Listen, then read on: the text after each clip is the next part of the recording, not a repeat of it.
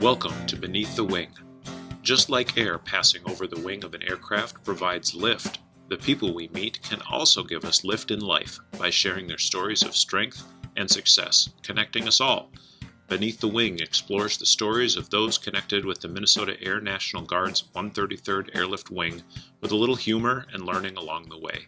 I'm your host, Wing Command Chief Mark Legvold. Joining me today on Beneath the Wing is Belle Anjangha, or Belle. Belle's a senior airman in our flying medical unit known as the Aeromedical Evacuation Squadron.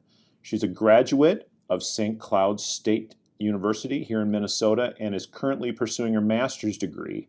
She also works with our veterans as a part of the VA health system in her civilian occupation. So welcome, Belle. Thank you. I am excited to sit down with you and a little bit nervous because I know that you have your own podcast too, so I will judge you kindly. I appreciate that very much. So this is going to be airing right before our drill weekend in October, but we're recording in September during drill weekend. Awesome. Yeah, and we just finished Wingman Day, where as a wing we all took a step back and talked about some of the hard issues that we face as human beings, like suicide, sexual assault, resilience, and mental health. And you've got some good experience in mental health, right? Yes, yes. Knowing that you're working in your master's in counseling and psychological services, did I get that right? Yes, perfect. What do you think makes a person strong or resilient? I recently just got a $20 card for writing a paper about this, so good timing. Should have had you bring the paper. You could have just read it, but that's no fun. We're No, talking today. you can find it after that. I'm popular, they say. That's a joke. But I think resiliency is having your, I call it having a base or having a hook. So I just this morning gave this analogy. So think about this little springy dolls we used to have in the car. When the car's driving, you have the like the head hula spinning. girl that dances on the That dashboard. one, Yeah. yes. You see, you could, little kids love to hold that and yank on it. They'll pull it and let it go to see it moves every which way, but then it stands still at the end of the day. So because it has something pulling it back to that location. So to me, being a strong person emotionally, physically, you just have to have those things that draw you back. For some people, it's having faith, a good faith foundation. Some is family. Some is just, here could be your space where you come and you feel that resiliency. But just making sure that you feed those, that you screw those knots in really hard. So on the days when the wind blows you one way, you know that you're going to bounce right back. What helps you bounce back? Faith is a big thing. I am a Christian, and I would not work out the door if I haven't asked God if it's okay. I can't hear his answer, but I know it's good when I can make it out. And family is a big thing for me. And for me, that means the good and the bad. You have the family members who keep you honest, and you probably don't want to spring yourself to that because, sometimes they don't do it the best way. But then you have the family that welcomes you, where I can always come here if I'm feeling unsafe, if I'm feeling... And that could be, your mom, your dad, friends. For me, those people, my siblings, there's 5 of us, and we really tap into each other, even though we're divided by, I'm in the United States and they're in Central Africa. But we keep in touch. And just before I walked in here, I was video chatting with one of my brothers and just telling him what I'm up to. And he just, got out of the country and went somewhere else too. And so he's telling me, oh, look where I'm at. And and we do that a lot. And that's, number 2 to me. And then a third thing is just having purpose, just knowing where it is that you're going. Because it's easy to get lost if you're just going. Mm-hmm. And I've done that. I've gone, and just because you woke up this day and so now what? Well, I'm just going to go and find out what happens. It's good. It could work out or it couldn't. I feel like it's one of those walks that brought me to the United States Air Force. But then as soon as I got here, I created a purpose. And that's why I can stay going strong. So Belle, talk to us about your journey, your walk, to become a part of the Air Force, especially the 133rd Airlift Wing, which is where we're sitting today. How did you get from your family to here? I won this magical thing called the Diversity Visa Lottery. So I won the DV lottery back in 2010. I came to the United States in 2011. Okay. But as a young college student back in Cameroon, I played this lottery, which comprised basically taking a picture. And that's what got me. They were like, come take a picture. And I was like, I could do that. Selfies all day. And then, I took a picture, and then I did, they asked some questions about my background, and they filled that in.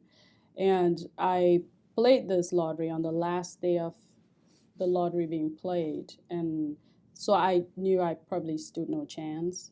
And really, the U.S. was never in my, list of places where I could go, because I knew as a Cameroonian, Cameroon was a colony of France and Britain. Those were the last colonial masters. But before that, we had Germany, and then we had the Portuguese, and we had, the story continues. But with French and England, usually growing up as a young Cameroonian, for further studies, you're thinking, I'm going to go here or there. Depending on if you're growing up in British Cameroon or in French Cameroon. That's because our educational system is still pretty limited. So you're going to college and you're studying. I wanted to do international affairs. And so I knew after I got a degree in communications and law, I'm going to head to England, and I'm going to do that, if the resources present themselves. And then when I won the DV lottery, of course, my dad thought it was a joke. And someone's trying to defraud me or something. But about a year later, I was here because I found out really late that I won, because, the whole politics played into it. But I came to the United States, and I was in Maryland for a year and a half with family. But then my family moved to a very distant part of Maryland, and I couldn't make it to school. Then I have an aunt here. And you were still in high school then in No, Maryland? I was in college. You were in college, okay. I went to college at 17, so yeah, by the time I was coming here at 19, I was already thinking about my graduation the next year. So when I came here, one of the things I talk about in that Resiliency paper is that I did not expect for my college to not count. So when I came to the United States, I had to take a placement test. And then even when I got everything correct, they're like, oh, so now you're in English 102. What? Thought I just proved to you that I've taken enough English classes. But so that's the process that I was going through. And so I did a whole lot of, I took some more college courses. And then in the winter of 2012, that's when I moved to Minnesota. And my aunt was pregnant with Ethan at the time, and Ethan is my little nephew, of course. So I moved here and stayed with her, and then at some point decided, if I'm going to graduate and get my degree, I might need to go to another college, So I moved to St. Cloud and went to St. Cloud State. And while at St. Cloud State, Faith, I one time I went for a Christian retreat. A friend of mine invited me to a Christian retreat, which she couldn't make because her mother-in-law showed up suddenly. And so I went for all of us. So while at this retreat, I knew no one. And there I met, my Minnesota mom, Kat. And her husband did come and meet me there too at some point. And she just decided, you're going to be my daughter. And I thought, this is Minnesota. We all say that every day to each other. So it will pass. It's a moment. But I went back to school and we exchanged emails. It was a part of the process. So it was a koinonia retreat. I don't know if you've heard about that. A little bit, yeah. It is, so you go and you spend time with people that you've never met before. And you just turn off your phone, which was very interesting. Was that hard for you? My entire family lives on my phone. Yes. It was hard. For the first couple of minutes, it really was. But after that, I can do that now. I really can. When I know that, Minnesota National Guard is not going to be calling me for something, I can unplug and just, and my family knows that sometimes, I do that. And I'll let them know. Coming up on another sabbatical again. Or sometimes I'll just say I have drill. And drill could mean one or the other. But yeah, so that taught me that it's okay to unplug and go to a space like that and form new connections. But my Minnesota dad happens to be a Vietnam vet. So during my graduation, they came for my graduation because we became a family like that, really, which is very interesting. A lot of people don't get that. So I was very blessed. and they came to, before coming for graduation, I had a school project I did, which was you were supposed to pick something about the culture of the United States and speak to, and do it's called a rhetorical presentation on it. And so I was supposed to speak to it like I was speaking to people, but kind of giving answers. It sounded like questions. And so I looked around and I was like, well, since I came to the United States, and I've had this question about becoming a citizen, not becoming a citizen, because growing up I wanted to work for the United Nations. Yes. And doing that, being an American citizen could actually limit your chances. Did you know that? Now you do. Now I know. But yeah, so then I kept questioning that as I went through school. I was like, when I do my 5 years, do I become a citizen? Do I not? And so when I went to talk to my Minnesota dad, Mark, about this, and I was asking him, what has your story been? I never knew he had been in the service. I have no one in my family who's been in the service. And so he was telling me about his service journey, and I just remember him talking about post-Vietnam, coming back, and when they were considered baby killers and, everything that they went through. It was hard for our Vietnam vets. Yes. Did he feel that same pain? He painted that picture so well. I have a recording of it, and I still listen to it and my heart breaks. And I listened to that, and then for some reason, the way he told it, I heard honor. So growing up, my dad was an educator. I learned that you were too, and I thought this was exciting. And growing up, I woke up at 4 a.m. every day in Cameroon, and my dad would wake us all up, and he made it his business to get us ready for school, and that included breakfast, and then making sure we got to school in time. My mom, would wake up later in the day and make sure we have lunch and supper, but that was my dad's thing. He woke us up, and so I grew up with the structure. And then by the time I was 11 years old, I went off to boarding school. Again, that same structure. When I came to the United States, I struggled with the fact that the culture was so different. And a lot of people my age, even though they were so mature, in that they were getting jobs and they were, at 19, you already had a job and you already were making money. I grew up with a certain standard of respect that I just didn't feel that I saw. And so for me, that meant growth was very challenging. That meant, you're not going through the same phases that like my rites of passage that I would have had in Cameroon. I don't get to have that here. And not that that would hurt so bad, but it's just I wasn't used to that. And so when I was talking to Mark about this and the way he presented his time in the service, and he presented how it's like it could be an equalizer. If you're in the right unit, it's an equalizer. You go in there, you could be black, white, tall, short, whatever you are, female, male. And at the end of the day, through a certain rank, you would get a salute or you wouldn't because of your rank and I thought that's interesting. But then I went on my graduation day, he came and there was a moment when they said, they were honoring vets. And this is the first graduation I'm ever having without my dad, my actual dad present. But Mark was there. And then he stood up and got saluted. And my dad had sent him this African clothing to wear. So he really was representing.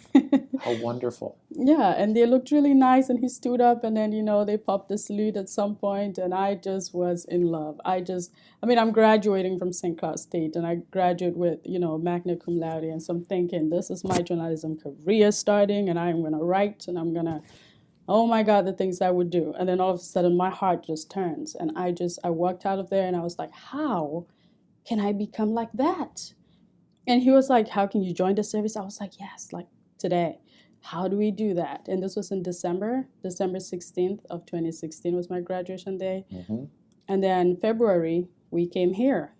Mark's son actually is here. He's out with, he's a load master. So your adopted brother. Yes. Okay. He's a load master out here on base. And so my dad brought me here and we went downstairs and talked to a recruiter. I didn't know what the difference was. I had never known what's guard, what's active duty, what is, so I asked him, can I do this every day? And then I remember the recruiter was like, yeah, you could be active guard and you could do this every day. And I was like, this is awesome. So was it the structure?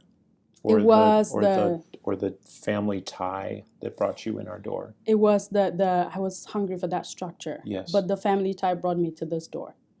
I was definitely hungry I wanted to get back into, a certain, I just was raised that way. And so I needed at least some of that back. And when I walked through here and we came through the doors and I just looked around and it felt right. And I signed every single paper I was given. I read that 2 years later. That day I signed every paper. And, March I came out, I went and did maps and everything. And then I was off to BMT in May. Yeah. A very quick transformation for you. It was needed, and so it felt right. I felt, everybody asked me, how was BMT for you? And I was like, it was fun. I was back with my friends, and I was back in a dorm. I went to boarding school for 6 years. And for somebody that craved structure, yes. I'm sure basic training for going into the military was something that you really enjoyed. I was nostalgic. Yes. Every week I had this nostalgic moment where I just stood there and was supposed to scrub the floors with toothbrushes, and I was like, oh, I miss this. Nobody scrubs the floors with toothbrushes and says, I miss this. But it's, it was an equalizer, because then that meant that we had done something stupid. Yes. And, someone was not being held accountable for something. But this was not us pointing a finger at you and saying, this was us saying, now your actions is holding, the entire unit back. Yes. And so now we're going to sit here and we'll scrub until you're okay with getting over that attitude. And, and then we can go on to do the mission. And just seeing young, when we got there were some kids who were 18. I think 18 was the youngest. And just seeing the transformation that they went through, because it's a typical American teenager. And then they're in there. And then it's not just like, if you go there and you're just singling them out and, like going after them, I don't think that's going to do anything.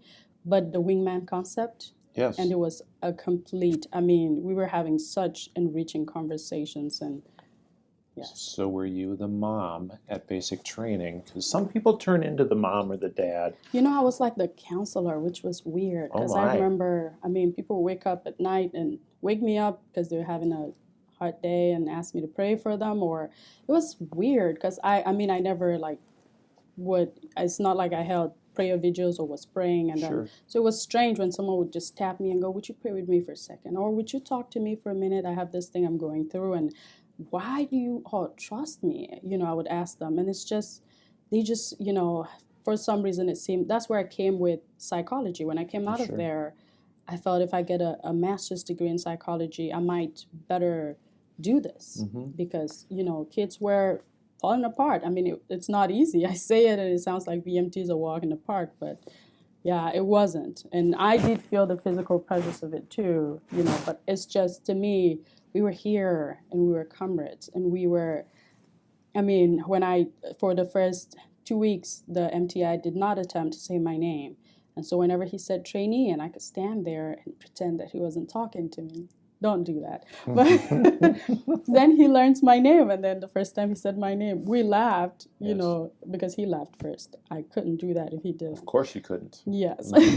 And it was just, and he was like, so you would know that I'm talking to you. And I was like, yes, sir. But if you can get away with one less, duration for something, you use it. But it worked out well. I was not the mom. They tried to make me the, what was it? I was a day room monitor, but they tried to make me the dorm chief. Sure. It lasted 1 day because apparently I was too, I kept just telling everyone, it's okay to talk, just keep your voices down. And they wanted me to say, shut up or zip it up and I just, at the time didn't have the fabric. By the time I got out of there, I did say that one time, and then the MTI called in from the little office where they didn't listen to us, and he was like, there you go, Anjangha, I thought you didn't have that in you. I was like, I do. Just, yeah. So you found out a way to teach people that were higher in rank or position to you and motivate people who were same rank and same position as you. And all this through the basic training process, and then after that you went through a tech school. But your adopted dad, Mark. Yes. If that's okay if I call him that. Yes, that's okay. Yes. Your adopted dad, Mark, got you interested in serving this country. Yes. Which is not your home country. Was that a hard transformation or a difficult decision to say, I'm gonna go and serve a country that is not my home country by choice? Tell me your thought process on that. So at this point, like I told you, I was having that mental play: do I become an American citizen? Do I not? And one day it occurred to me, because when I moved here, I was 19. Mm-hmm. One day it occurred to me that most of my life that I have lived by myself has been lived here. In a sense, America is my home country then, because when I was in Cameroon, I was my father's daughter, and I, did well to please him. But when I came to the United States, and I was no longer, very quickly I realized that I was on my own, because you come here, and when you come here from an African home, and if you come here with your parents, it's very different. If you come here and you have aunts and uncles, there's only so much that they can do, and then if you push back, and then, they get really powerless. And I realized really quickly that none of them treated kids like my dad did, and none of them, they had my best interest at heart, but they didn't know me, and my uncle didn't show then that he was interested in getting to know who I was or wanted to be.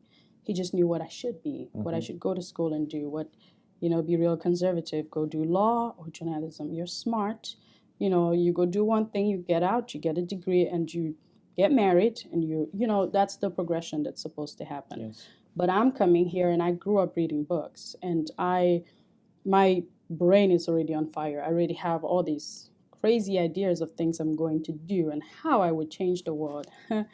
Funny. But I have to start rechanging myself, right? But that whole journey is happening here. So do you feel like, had you stayed in Cameroon as your father's daughter, and that's a statement you just said that resonates with me, because it kind of communicates that you would always be your father's daughter there. You wouldn't be Belle Anjangha, a St. Cloud State Husky, or an airman in the United States Air Force. You would still be your father's daughter. I would.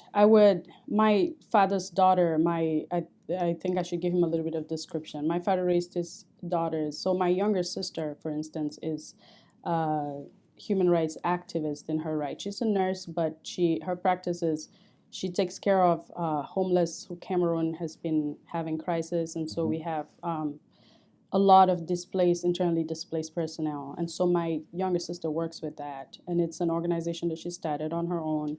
And so my father empowers his daughters, but it's very safe. And so if I stayed in Cameroon, yes, I would never join the military in Cameroon, just because it had a different rapport. And my dad would probably not allow it. And, I'm his smallest daughter, still am.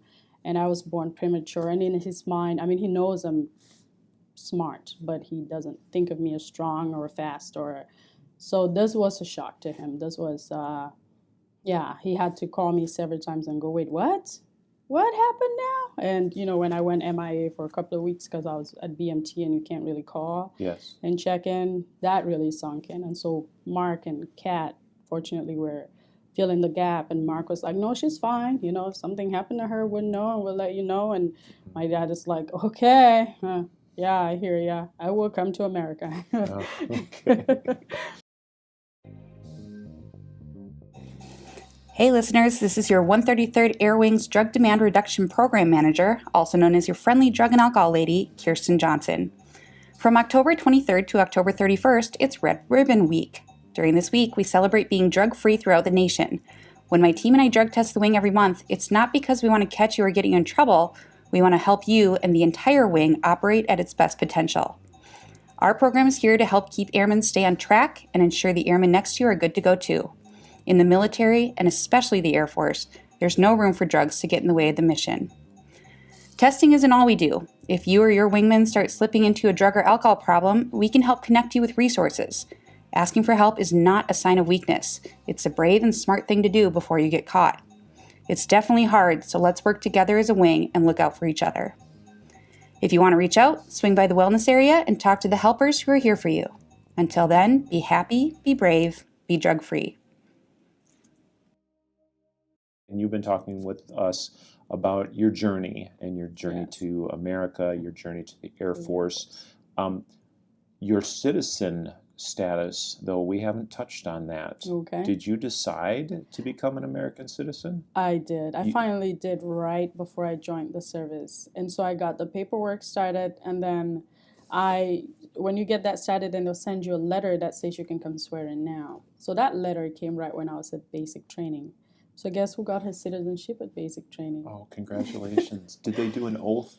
They did. There? So we had to come out and do an oath, and we had just come from Beast Week. And I remember because I had hurt my leg and I had a crutch, and it was fun to try to march out there and be at, at detention with crutches because it's doctor's orders.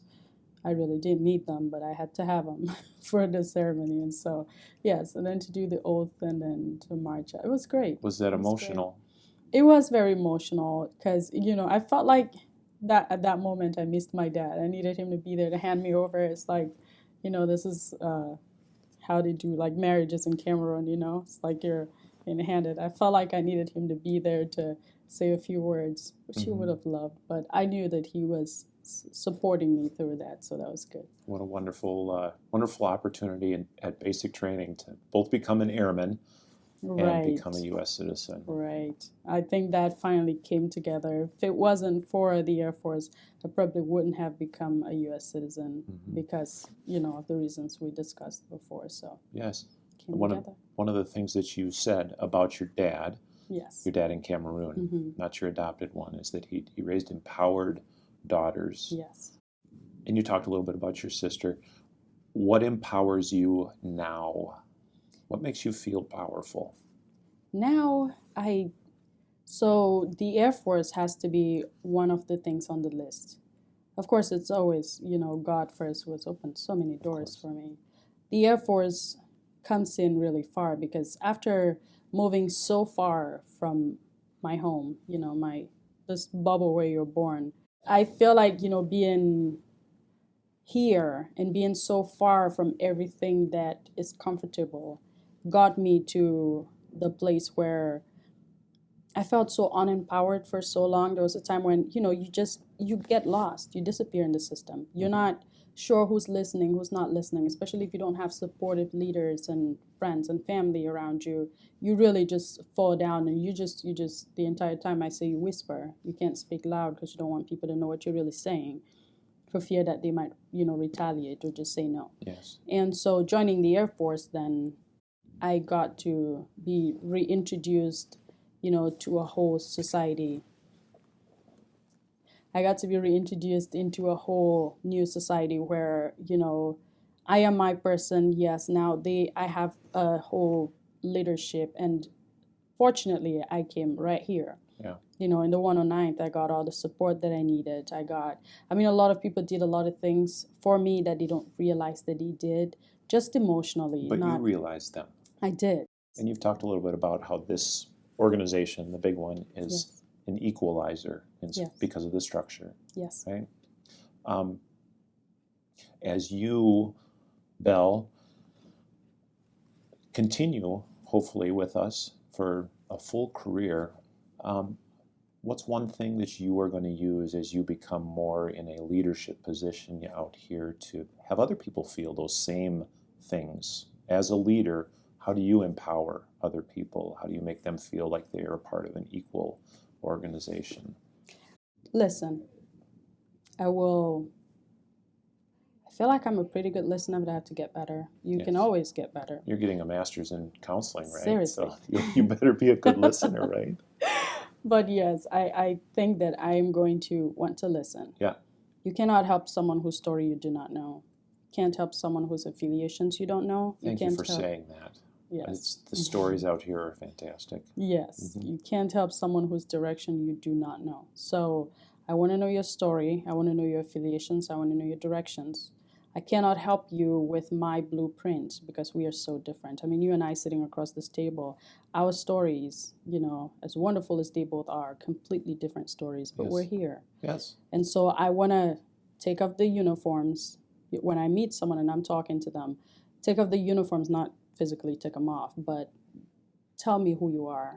Once you know a person, once you're able to see a person, like I was just saying, Major Fies, Chief Vanessian. These are people who peeked through and saw me without even realizing that's what they were doing. If I can peek through and see a person, it's easier for me to hold their hand right where they are and be able to move with them. Yeah. And then to empower them, I would want to encourage people to step out, encourage you. Once I have known who you are, what your comfort is, and what support I can give to you, I want to make sure that I link you up with someone who is better present for you than I can be. For instance, you would be a great resource to a lot of people. However, you're booked till, 7 years from now, maybe, But so the more you grow, the more important it is for you to be able to look around and go, so is this person getting the supervision that they need? Because you need supervision when you come into a place like this. Belle, one of the things that I've seen over the many years that I've been out here, because I'm old and you're much younger than I, but I've seen that the relationships that we build really adds it allows us to be strong out here, which is a fantastic thing. And getting to know the soul, and we talked about this before we started recording, is I'm trying to find the soul of our organization and have people share in those stories. And it makes us, I think, a little bit more of a family. Like you felt your first day. I found another family, another adopted mom. Okay, I like to do some rapid questions, so I'm just going to ask you some quick questions. You give me the first thing that comes to your mind. Okay. All right? Ooh. You ready for this? Like high pressure. Yes, let's do it. Okay, cool. Favorite app on your phone? Spotify. Movie that made you cry? Coming to America. Beyonce or Ariana Grande? Ariana Grande. Okay. Coffee or tea? Tea. Your favorite food? Equine. You're going to tell me about that later. Who's your hero? My dad, the one who gave birth to me. Okay. Yes. All right. So tell me your favorite food again. Equine. Equine. Did I say it right? No, but you get it. Thank you. It's like an EKP, so equine with the silent P. Yeah. Equine. Yeah. Okay. So close. My Norwegian heritage doesn't let me speak everything quite clearly. So what kind of food is that? That is a Cameroonian dish. Yes. It is cocoa yams. I don't know if you guys actually have cocoa yams here that you eat. I know you have yams and potato and but cocoa yams, and it's very involved how you cook it. So is it sweet or savory? Cocoa yams is more savory, okay. But they're like yams. Have you had yams? Yes, of course. So if you just cook them like that, they're really dry. But when you take the cocoa yams, and then they actually grate them, so they become a paste. And then you put all these ingredients in them, and then you wrap them up in cocoa yam leaves, and then you cook it. And then you add a few things as it's cooking. It's cooked with a lot of love and attention, and just, So you can taste the love and the yam. Sounds delicious. I miss it, yes. You have such a storied background. Yes. And while you are still your father's daughter, there's so much about Belle that is unique and different. And you've seen some things here in our country and things in your home country that have shaped you.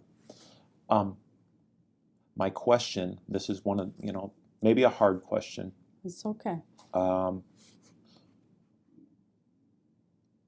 What are we doing right as Americans when it comes to dealing with people that are different from, how one group deals with another? What are we doing right and what are we doing wrong? Let's start with what we're doing right. I think that we are having a conversation about it. We are being, we're listening, even if people don't want to, they're listening. We are very, it feels forced sometimes, but I think that you never know something until you've heard about it.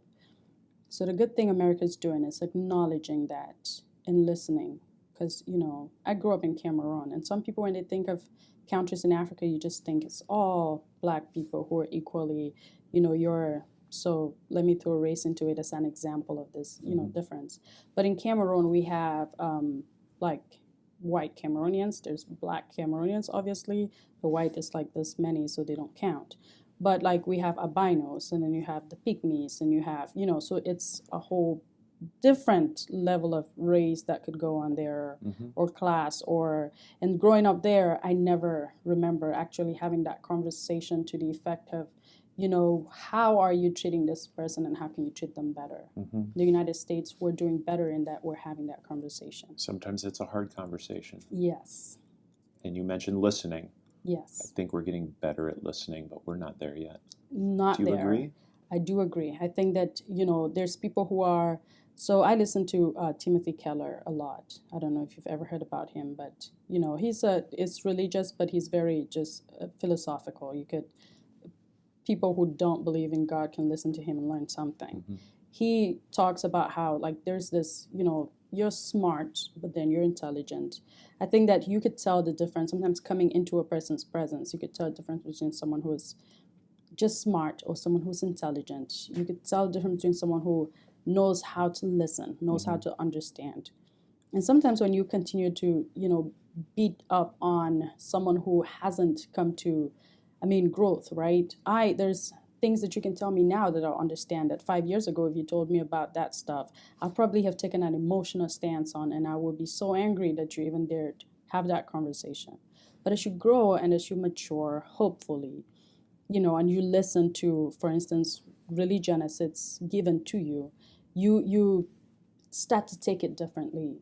Hopefully, whatever your journey is growing you. It's not just stunting you, because you could be so strong at something so stupid that when you lay dying, as they say, you would, the one thing you would think, which is the biggest part of your life, you would be like, I wish I wasn't so stupid. Yeah, so strong at something, so stupid. That's one of those things I'm just going to write down and try and remember, Belle. And what have we not done well? Yes. I would say we have gotten so good then, the listening part, right? The good and the bad. We've gotten so good then at assuming that you can, like when people come up, like what just happened with us, having to get mobilized with what was happening in the city. Our domestic response after George Floyd. Yes. And then you show up and people, you assume that because this is what I feel is right, this has to be what is right. And then people get really apologetic very fast. And so you show up and, instead of people listening, instead of just, being that when that's happening, in my unit, I'm probably the one Black person that showed up there so it's already very awkward. And we're, not that everyone's trying hard for it to not be awkward, which is I wish we wouldn't have to try. But there's just that awkwardness where in your mind, you're like, man, like in one of my podcasts, I don't know if you heard that one, where I talked about how then you feel like you're the voice of the Blacks now, but you're representing that and you own it, hopefully you're doing the right thing at it. But then there's the conversations that are happening around you that are shaping you in that moment. There's people who you camp out, you see these camps. And so people, for instance, assume that, if you're Black, you obviously, you align yourself with this side. And so I'm going to come to you and I'm going to have those conversations that support that. And so that I'm saying what you want to hear. And so then I can't be wrong. But then it's like when it's someone like me who is, I want to see your soul, right? I want to see, don't repeat to me what we heard on the news yesterday or this morning. I really want to know how, like, you're wanting to know how I'm feeling because I seem like, sort of, I don't know, sore topic right now. I'm wanting to know how you're feeling. And so I feel like those conversations, sometimes we come into them and we already, like it's almost like we want to please the other person in what we say. And so we're not developing our own thoughts. So a lot of people have half-baked ideas of what's happening or what's supposed to be happening because they won't explore what it is. Why do you believe what you believe? Are we bad at being uncomfortable with one another in conversation? Horrible at it. Yeah. Yes, horrible at it. It's, silence, sometimes for me, we're in the middle of a great conversation and I meet some people who are just very quiet and they get really quiet in the middle of a conversation. You know how it feels like then the silence, they say it's a deadening silence, like it's too loud. The silence is too loud. I've had a producer say that to me in the intercom and I'm like, how can silence be loud? Can be. We get really bad at it. We get really anxious about we want to quickly fix it. It's Minnesota. We want to be nice, but then you're not nice and good at two different things. You can be Yes. nice, and then you could turn around and dig a hole for me to fall into as soon as I get out. No one does that in Minnesota. Sorry, guys. But like because you already have your own things that you're angry about, and why can't we all open up? Like right now, somebody's vulnerable because they've opened up and they're telling you how they're feeling about this.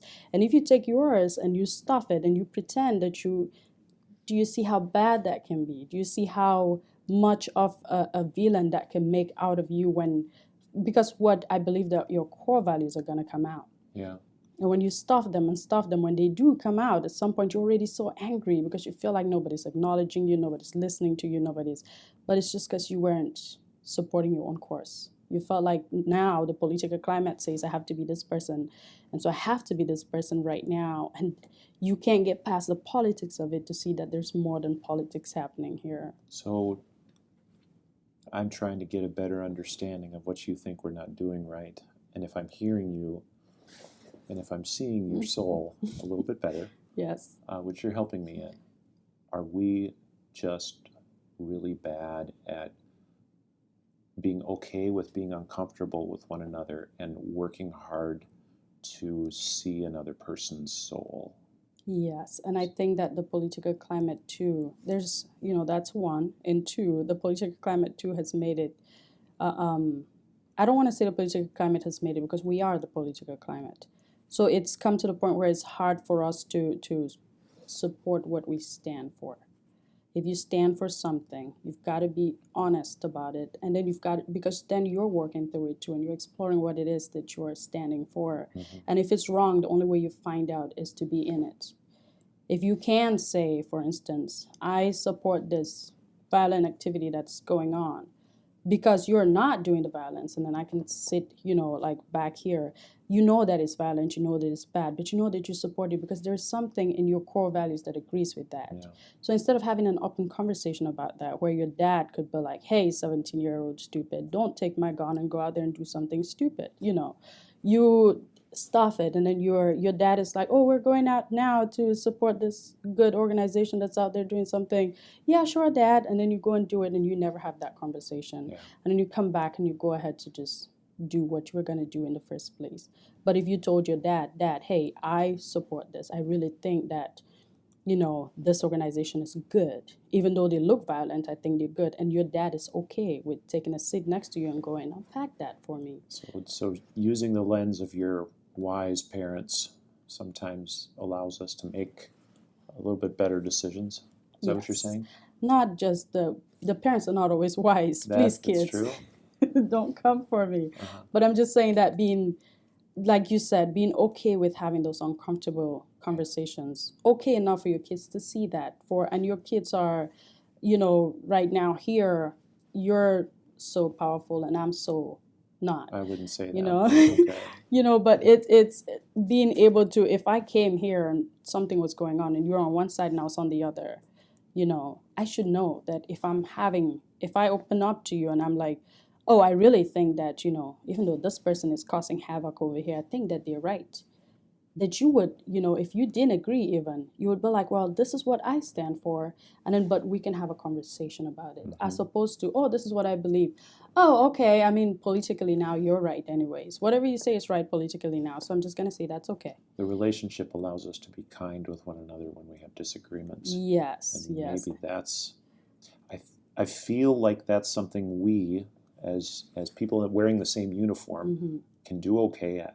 Because we have that place where we can go back, where we have the family Yes. of the Air Force, the family of the military.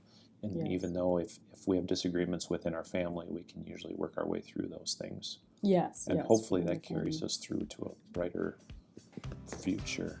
Fingers Hopefully. crossed, yes. Next time on Beneath the Wing, we'll have another guest join me sitting in the chair here in the office, and we'll try and gain a little bit more perspective on what's making our wing a great place to be. Again, thanks to Belle for joining me, and we'll see you next time on Beneath the Wing.